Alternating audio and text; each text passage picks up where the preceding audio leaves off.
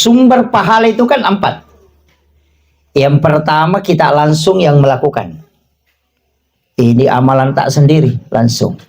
Yang kedua, amalan yang karena kita mengajarkan ilmu. Guru mengaji, makanya pasang nih. Anak kita yang kecil, usahakan yang mengajarkan membaca suratul Fatihah, menghafal, itu kita. Jangan gurunya. Ini penting.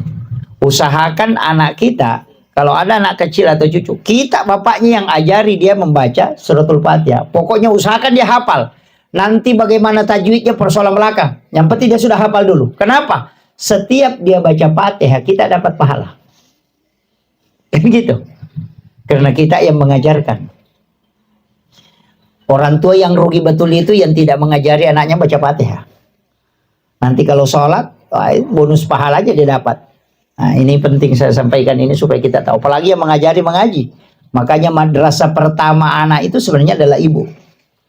Ini penting ini. Kalau gurunya ngajarkan, ya gurunya dapat, kita dapat bonusnya aja. Kan gitu. Kemudian